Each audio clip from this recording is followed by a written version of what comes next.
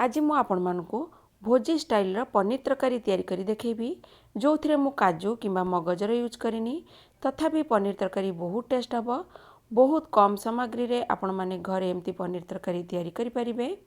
मु सस्मिता आपण मानकु स्वागत करुछि सस्मिता महांती ओडिया रसोई रे। तेबे चलंतु तैयारी करिबा स्टार्ट करिबा भोजी स्टाइल पनीर तरकारी। एथिपाई मु एठी 250 ग्राम पनीर नेछि सेथिरे टिके लूण आउ टिके लंका गुंड पकेदेबा आउ टिके लेंबू चिपुड़ी देबा। वर्तमान एटा को भल भाबरे गोळेई देबा। वर्तमान मु कड़ाई गरम करी आउ सेथिरे किछि तेल पकेबा। तेलटा को गरम हवा को छाड़ी देबा।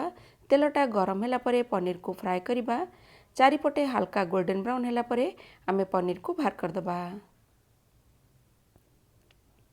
देखंतु चारिपटे हल्का गोल्डन ब्राउन हो गलानी। बर्तमान आउ बेसी फ्राई करबानी। बर्तमान पनीरटा को गोटे जगह को मु काढ़ी देबी। बर्तमान सेई कड़ाई रे मु 3टा मीडियम साइज पियाज को 4 फाड़ करिकी काटिकी तार खोला गुरा एमती बाहर कर नेछि। बर्तमान पियाज को हल्का गोल्डन ब्राउन होला तक फ्राई करबा। बेसी फ्राई करबानी टिके हल्का फ्राई करबा। देखंतु एमती फ्राई करिवे। बर्तमान एटा हे गलानी मु आको बाहर कर दोछि। बर्तमान सेई कड़ाई रे आउ टिके मु तेल ऐड करिबी। बर्तमान तेलटा को गरम हवा को छाड़ी देबी। गोटे कैप्सिकम नेछि ताको एमती काटी देछि। बर्तमान कैप्सिकम को हल्का टिके भाजिबा। बेसी कड़ा करी भाजिबेनी हल्का टिके भाजिबे। हल्का भाजिला परे आमे कैप्सिकम को गोटे जगह रे काढ़ी देबा। बर्तमान देखंतु कैप्सिकम टा भाजी गलानी। बर्तमान गोटे जगह को ताको काढ़ी देबी।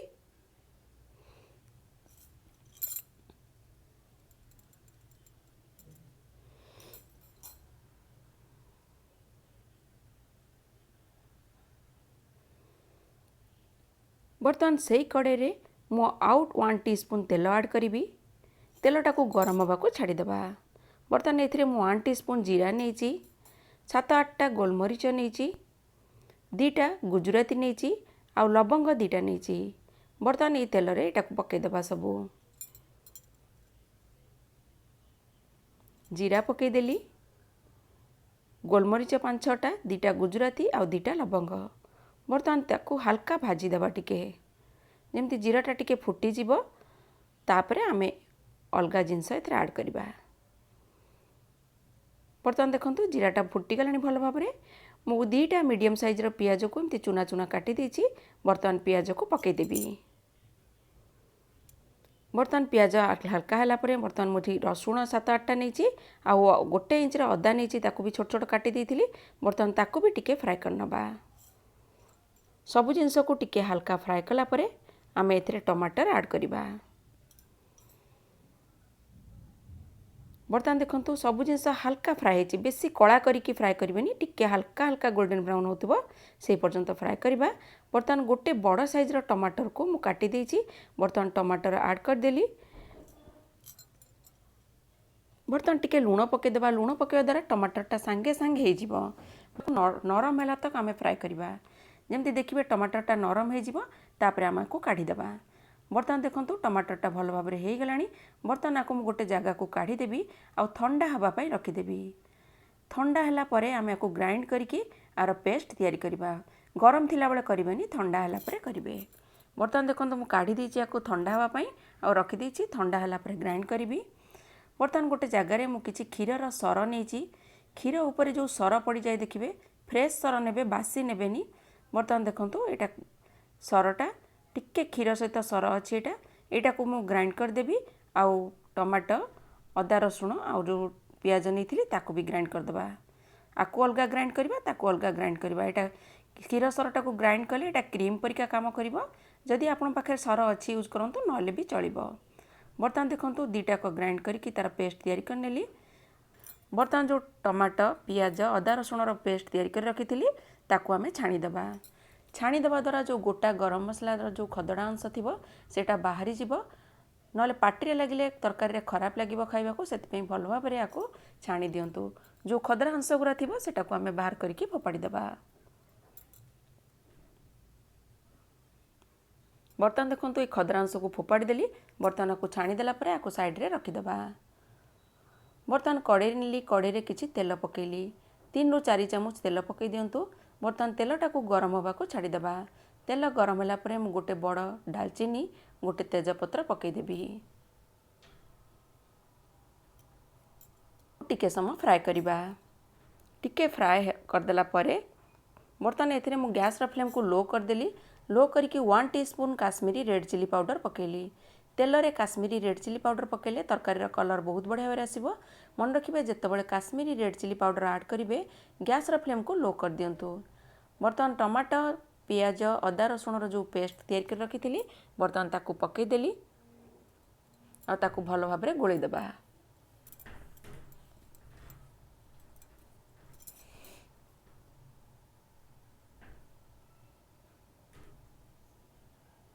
बर्तमान मसलाटा को किसी समय फ्राए होगापाई मुझे छाड़देली। बर्तमान टिके हलदी गुंड पकईदेली। बर्तमान यही स्टेज रे आपण मैंने 1 टीस्पून धनिया पाउडर ऐड करूँ। मु भूली जाइली ऐड करने को पछरे ऐड कर देछि। बर्तमान यही स्टेज रे आपण मैंने 1 टीस्पून धनिया पाउडर ऐड कर दिंतु। बर्तमान एथिरे मु स्वाद अनुसार लुण भी पकईदेली आ हल्दी गुंड पकईदेली। बर्तमान को मसलाटा को तेल छाड़ा तक आम फ्राए करवा। बर्तमान एटा को भल भाव में गोले देवी आ तेल छाड़ा तक आम फ्राए करवा। देखिए कड़े उपरे तेल छाड़ी छाड़ी आसुव जानवे जे मसलाटा भल भाव में हो गलानी। देखंतु मसला उपरे तेल छाड़ी छाड़ी गलानी। मसलाटा भल भाव में हो गलानी। जो सरटा को मु ग्राइंड करके रखी बर्तमान पकईदेवी। बर्तमान को भल भाव में मिक्स करदबा।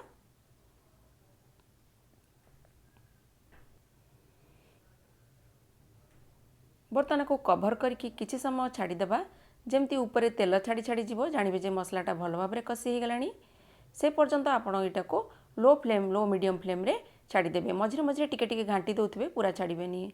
बर्तमान मुझे 1 टीस्पून धनिया पाउडर ऐड करछि। से स्टेज रे ऐड करवा कथा मु भूली जाइली पर ऐड कर देछि। आपण माने सेतेबेले ऐड करनेबे। बर्तमान को भल भाव में मु गोले देबी। देखंतु कड़े रे केते बढ़िया भाव में तेलटा छाड़ी छाड़ी गलानी। आको गोटे 2 मिनिट तक फ्राए करवा। बर्तमान कस्तूरी मेथी टिके मुझे ऐड करदेली। गोटे 2 मिनिट हो गलानी मसला को। बर्तमान टिके कस्तूरी मेथी ऐड करके घोड़े देली। घोड़े देकी किछि समय मसलाटा को कषिबा। देखिए ऊपर एमती तेल छाड़ी छाड़ी जाउथबो जानबे मसलाटा हो गलानी। देखंतु मसलाटा भल भाव में होला परे मु कैप्सिकम आ पियाज को जो भाजिकी रखी पकईदेवी आ ताकू भल भाव में गोलैदेबा।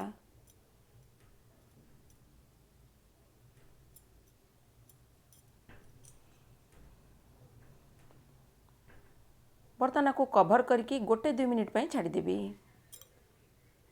गोटे रु 2 मिनिट हो गलानी।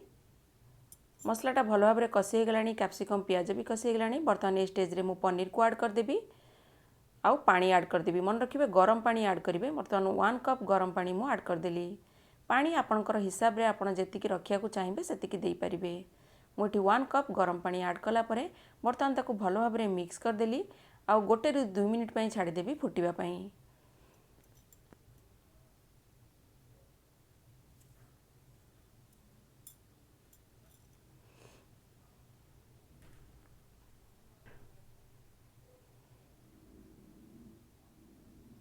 बर्तमान को कभर करके गोटे रु 2 मिनिट पर्यंत छाड़ीदेबा। टिके समय फुटिबो पनीरटा भल भाव में नरम हो जिवो। बर्तमान देखंतु गोटे रु 2 मिनिट हो गलानी। पनीरटा बढ़िया भाव में नरम हो गलानी। बर्तमान तरकारीटा रेडी हो गलानी। आ ऊपर मु किछि काटिकी रखिथिबा धनिया पत्र भी पकईदेवी। बर्तमान ताकू भल भाव में गोलैदेबा।